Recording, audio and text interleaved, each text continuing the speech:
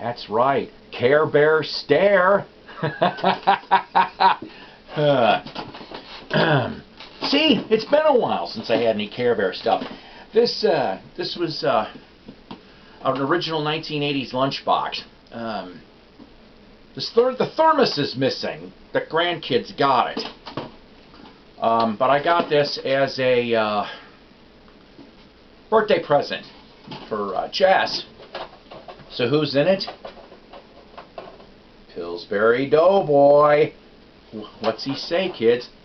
Hee hee! I'll bake biscuits and make more vinyl. Oh. Make more vinyl? Uh-huh. Who else is in here? Pillsbury Dough Girl. Yes. Any of you guys remember these? These are original, by the way. These are not repros. So, for some reason, my grandkid likes to stick them in the Care Bear. Care Bear Stare. Alright. So, by the way, before you think I really have gone way off the deep end more than before, welcome to episode 294 of Psykos Platters. You'll have to forgive me. A little bit of the delay for not having a video up is because my tripod broke. This one appears to be a little off. I think this is my fault. But my buddy Doug Fields, he let me borrow his, at least till I can go get one next week. So basically, this is just kind of a another one of those various episodes, alright? I missed being able to talk to you guys. I think we'll have something I'm going to open live at the end here, too, that I just picked up yesterday, courtesy of someone from Dayton, Ohio. So, alright. The last few weeks, haven't found jack squat until maybe it was about going on almost 2 weeks ago. I stopped at one of my local Goodwills. I've got two within less than 10-minute driving from my house, okay? And I have a friend of mine that works at one of them, and she's like, something told me to go in there, okay? And she's like, she shows up. She's like, Paul. I'm like, hey. She goes, I forgot what your last name was because I wanted to drop you a message. Don't go away. I'll be right back. I'm like, ooh, because she knows what I like. She brings out this rolling plastic cart this high in albums. There's like 3 to 4 stacks this high. I'm like, holy crap, because most of the time, I mean, this Goodwill started to get better lately with the vinyl. So I know you're like, shut up, Paul, and get on with what you found, right? I'm not gonna lie to you. Most of this stuff was in a folk music vein, 60s stuff, okay? Maybe even 50s. I'm not knocking folk music, okay? It's just, well, I can't collect everything. A lot of Kingston Trio, Limelighters, Chad Mitchell Trio, New Christie Minstrels. You get where I'm going on this. Sorry, I have other things I got to show you too. But, alright, so, first thing right off the bat, and I showed this to Doug. He tells me it's a second label press, but Joni Mitchell's first album. Here's the front, here's the back, and it is a gatefold. David Crosby produced this album, and Stephen Stills is all over this thing. So you got half a CSNY involved in her first album here, okay? I'm not a big Joni Mitchell fan. I'm sorry, I've tried. I like Help Me. Help Me's a nice song. But I hate Big Yellow Taxi. Oh my god. Ugh. I just hate it. I don't even care who does it. I hate Amy Grant's version. There's somebody else I think that did it. Pave paradise and put a parking lot. This one I pretty much probably am just going to, I got this to flip. Guardians of the Galaxy. Oh, these are $1 a piece, by the way. $1 a piece. And don't get me wrong, I really love the soundtracks to the Guardians of the Galaxy, okay? I mean, you got here Blue Suede, Raspberries, Norman Greenbaum, David Bowie, Elvin Bishop, Jackson 5, 10cc. I like what they did with, I loved that 10cc I'm Not in Love in the first place, but I like what they did with it in the movie. Red Bomb, Cherry Bomb from the Runaways, I love that song and what they did with it. 5 Stair Steps, which one of the members just died in the last week or two, and then Marvin Gaye, Tammy Terrell, so that was in there for $1. I found some jazz. This is my first David Gillespie. I cannot talk today, guys, I'm sorry.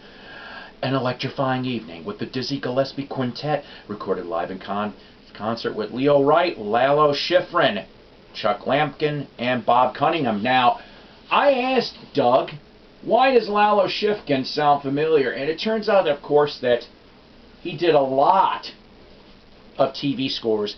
I'm going to have to apologize. Yeah, it is taped on the cover a little bit, like I'd say about 3-4 inches. I said 3-4 inches. This is in stereo, actually. Go figure, on beautiful Black Label Verve.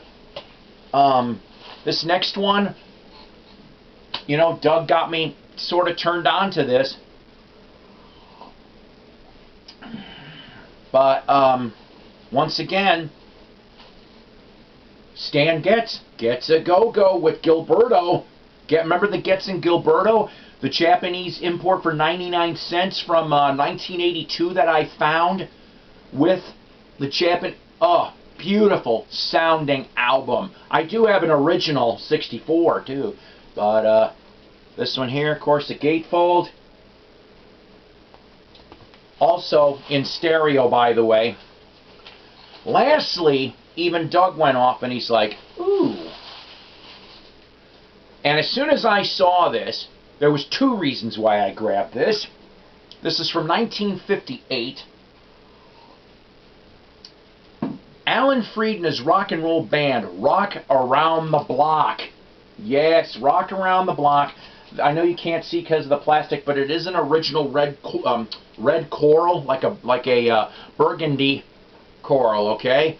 Of course I got it because of Buddy Holly. He's on here for 2 tracks, all right? So you got Billy Williams, Mod and Ayers. Mod and Ayers are on a bunch of different things. Alan Freed had about half a dozen of these comps. But, like I said, I had to get this because, like I said, of Alan Freed. I liked his stuff. I've seen him in movies. I've heard little air clips. He's the one that got crucified, kids, in the radio business. He got crucified, and Dick Clark managed to walk away. How is that misjustice there, kids? But here we go. This thing, believe it or not, it only goes for $35-40 roughly, for value-wise. But I don't care. I like it. This is really, really cool. So, excuse me, next. Some bargains that I picked up. Well, one of them was from Antique Mall, okay? Now, I could have sworn that I had this album. Sorry, I had to move. That I had this album. I think that I gave Donna Jo Cat Lady a copy of this album or something thereof. But I got Son of Schmilson. Yeah, Son of Schmilson from Nilsson. I love me some Son of Schmilson. Now, why did I get this? Because it has the lyric poster. That's right. It has the lyric poster. And it's... Shit. Sorry, guys. I am just not with it today.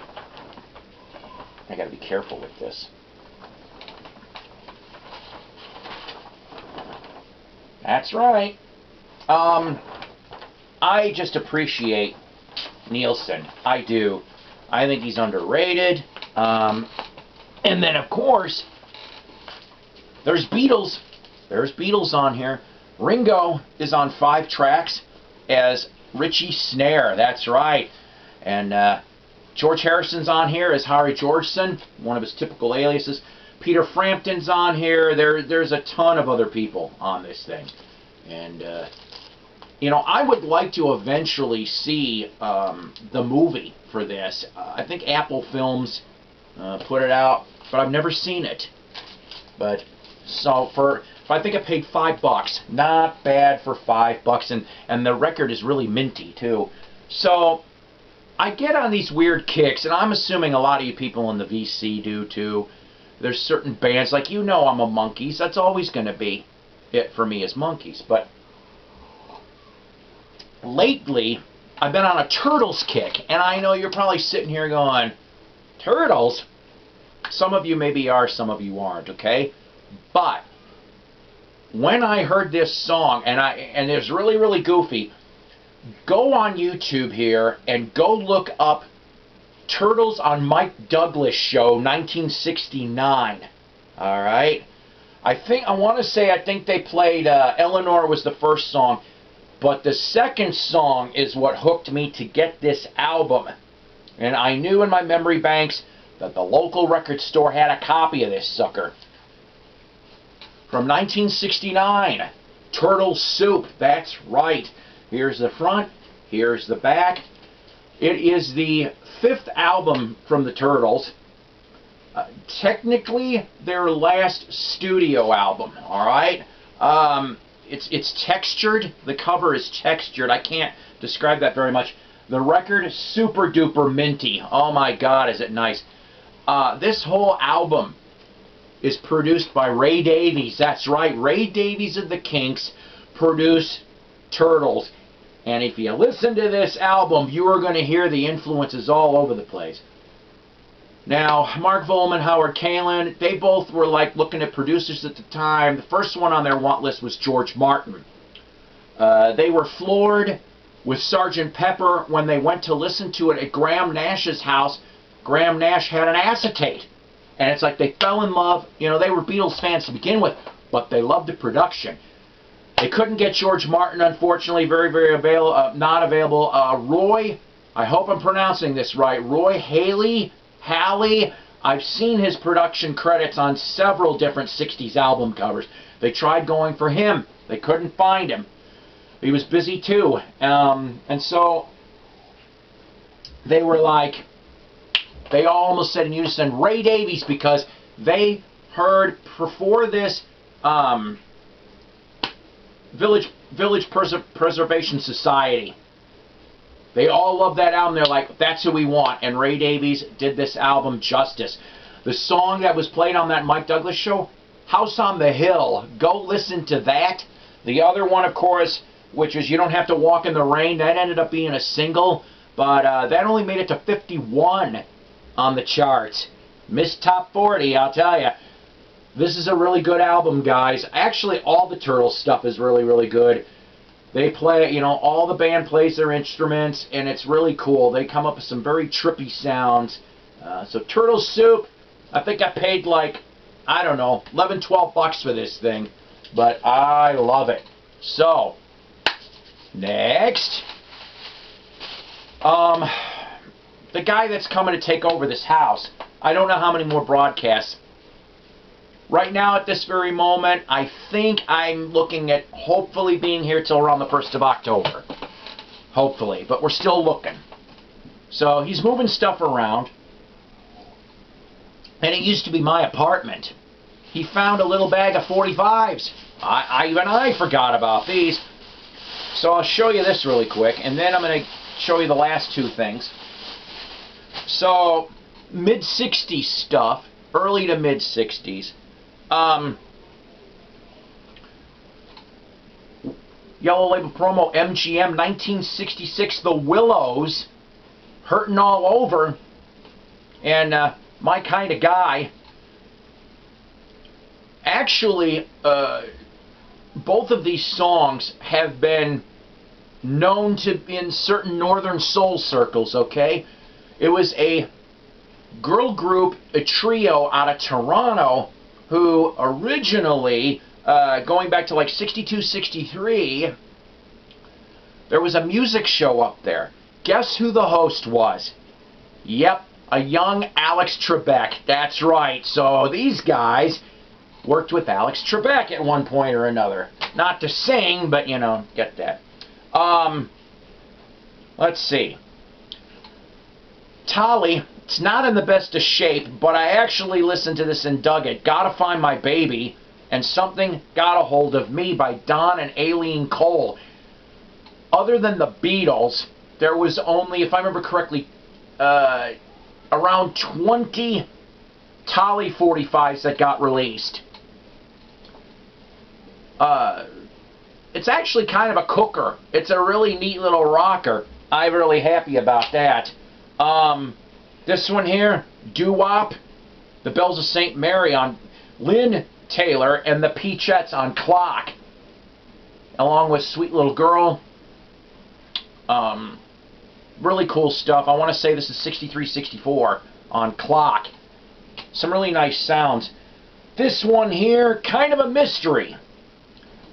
St. Louis label, Van Records, Louis Hobbs, I Wish You the Best. Rockabilly. Actually, Rockabilly. He cut about 445s. This one from 1964. I think I showed in a previous episode of a different Jim Peterick 45 that was promo. This one too, Last Tango, off of that Jim Peterick album, the solo album he did before Survivor in 1976. Danny and the Juniors on Swan, Pony Express, 1961. And lastly, which I think is really cool, a white label promo. It's not in the best of shape, but of the Impressions. Of course, at that time, I am so tired, guys. I'm sorry. Jerry Butler and company. Really nice stuff. So I don't even remember buying these, but a lot of cool sounds. Now, okay, two last things. So I ended up getting, well, brand new subscribers, by the way, really quick. Aaron Mother Alamer, Vic Chavez, and Nita Cargile. Okay, Nita's one of my friends. She was one of Jessica's besties. Thank you for all subbing to Psykos Platters. Sorry that they've been so few and far between. So, I'm not going to show you, but I got this from Dayton, Ohio, okay? So what is in here that I got? I rarely ever play with eBay. I really don't. I didn't look at this yet. I'm looking at it right now. Hang on a second, because my daughter won't open up the door. Do I want pizza? She's asking me, do I want pizza? Hey, hang on a second. This is going to sound like a really bad SCTV bit, okay? So hang on a second. It's Dr. Tongue's 3D House of Pizza. Would you like... No, you're getting this back in a second. Would you like some pizza? If you ever saw STV, you'd know what I'm talking about. I like Dr. Tongue's Evil House of Pancakes and 3D House of Beef. Oh, boy. Okay, so I got on auction here. Well, I won at an auction. A Frank Zappa Mothers from 1971 Live, right? And I know you're sitting here going, well, so what? I actually gave my copy to Donna Jo Catlady. I liked it. But you know what? I couldn't pass this up. And I got it at a nice price. This was signed in Orlando, Florida. No, not from Frank. But in 1994 by Mark Volman and Howard Kalin. That's right, Flo and Eddie, guys, who are on this album. So this gets added, I love it, to my autographed album collection. So I'm very grateful. So guys, I'm sorry it's taken a long time. I'm hoping to do a few more. Notice I said I'm at episode 294. We're close to 300. I know it's been a very long time getting to 300, guys. Bear with me, though. I love you guys. I do. So would you like to see the preview of 295? I know, I'm so bad. It's going to be an album review. It is. But what did I end up getting from London? What did I get from London? What did I get from... Remember I told you what my Oh, wait a minute. Shit. Hold on a minute. Oh, I just teased you. Okay. Sorry. I forgot about this. I just have... So...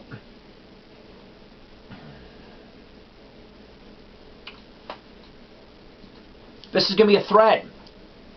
A little thread. Alright? I'm curious. I found this in an antique mall. $3. Could not pass this up. A still sealed Partridge Family notebook from 1972 on Bell Records. So what's my thread? Show me 5 still sealed albums you may have in your collection. I know some of you people may not. I'll give you some time on this one. This is a preview, okay? You don't have to answer me right now. That'll be in one of the videos. Because I've got more than 5. But we're going to do a still sealed album episode, okay? Okay, I'm sorry. Divert right back. So, what did I get from London, England? The album review episode for next time? That's right, the new from 7A. Micky Dolenz live in Japan. Oh, yes. Yes, we're going to talk about this. This is live from 82. The year that Japan hit Monkey Mania. Yes. This will be our next episode. I am so looking forward to telling you about this. If you're a Monkees fan, of course. And even if you're not, this is good music. This is real good music. From 7A. I know. Alright, guys. I know I yapped. I do love you guys. I'm sorry about everything being kind of really goofy. You know, I'm trying to keep my spirits up. And I hope you guys in the VC are trying to keep up your spirits too. This is a different world we're living in right now. I'm not being negative, but we're not going to be able to ever completely go back to what we had. They ruined this. They did. Alright, I love you all. You take care. God bless. Rock on. And like I said, next episode, Micky Dolenz. Bye-bye.